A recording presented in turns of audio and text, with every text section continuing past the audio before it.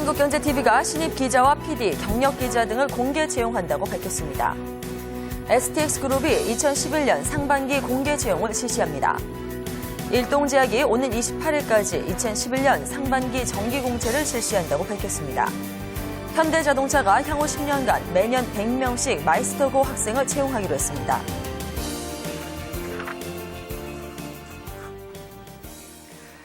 네, 화요일 잡투데이입니다. 오늘 함께 하실 주요 내용 지금부터 보시겠습니다.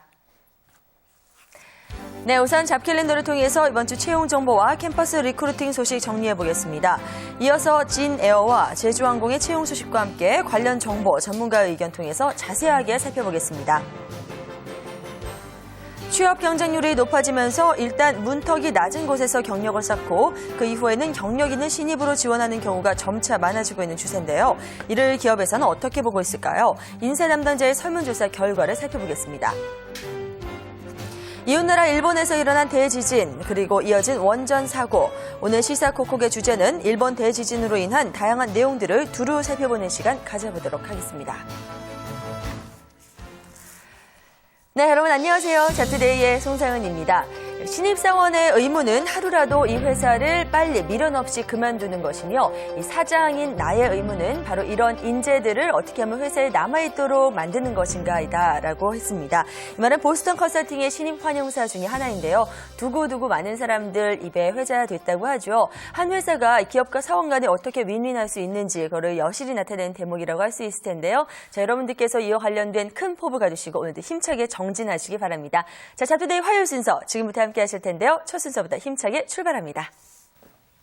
네, 신문으로 살펴보는 취업과 직장 문화와 관련된 내용 바로 전해드릴 텐데요. 오늘 화요일입니다. 김 과장과 이 대리를 만날 수 있는 시간 한국경제신문의 소식부터 전해드립니다.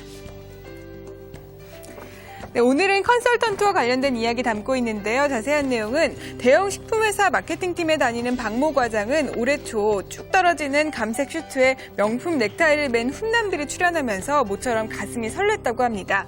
바로 억대 연봉을 받는다는 컨설턴트들 때문인데요. 스마트한 외모에 세련된 언변, 명쾌한 논리력까지 갖춘 그들이 마냥 멋져만 보였습니다. 그런데 그 짝사랑이 증오로 바뀌는 데는 그리 오랜 시간이 걸리지 않았는데요. 업무 프로세스를 파악한다며 박 과장과 동료들의 일거수일투족을 감시하던 그들이 결국 마케팅팀의 업무 효율성이 떨어진다고 경영진에게 보고를 했기 때문입니다. 급변하는 경영 환경에 늘 불안한 경영진은 이런저런 컨설팅을 받아보지만 김 과장과 이 대리들에게 컨설턴트는 눈에 가시일 수밖에 없는데요.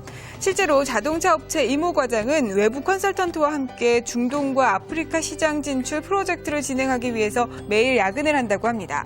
바로 담당 컨설턴트가 시장 현실을 너무 모르고 이론만 강조하기 때문이라고 하는데요. 그래도 밤 늦게까지 일하는 모습이 안쓰러워서 음료수까지 사다 줬는데 모범 택시를 불러서 귀가하는 모습을 보면 맥이 탁 풀릴 정도라고 합니다. 또 컨설턴트들은 회사의 수익률 향상뿐만 아니라 인력 구조 조정을 위해서 투입되기도 하는데요. 경영진들이 직접 직원들을 해고하기가 어려워서 제3자인 컨설팅 회사를 활용하는 경우가 많기 때문이라고 합니다. 그렇다면 경영진들은 왜 컨설턴트들에게 현혹될까요? 대형 화장품 업체에 다니는 김모 차장은 미국에서 MBA를 졸업한 엘리트 사원인데요. 이 회사 전략기획실에서 신사업 발굴 업무를 맡은 지 2년 동안 아무리 훌륭한 보고서를 내놔도 사장의 반응은 떨떠름했다고 합니다. 그러던 중 세계적인 컨설팅 펌이 내놓은 보고서가 자신이 1년 전 제출했던 보고서와 놀랄 정도로 비슷했지만 아주 잘 짜여진 사람이라면서 박수까지 치는 사장의 반응에 더 놀라서 자신의 재능을 알아줄 회사로 이직을 고려하고 있다고 합니다. 이렇게 경영진이 컨설턴트에게 현혹된 이유는 바로 그들의 논리력과 발표 능력 때문이라고 하는데요. 막연하게 가지고 있던 생각을 숫자와 그림으로 명쾌하게 또 영어까지 섞어가면서 설명하니까 어르신들의 눈에 좋아 보이지 않을 수 없었다고 합니다.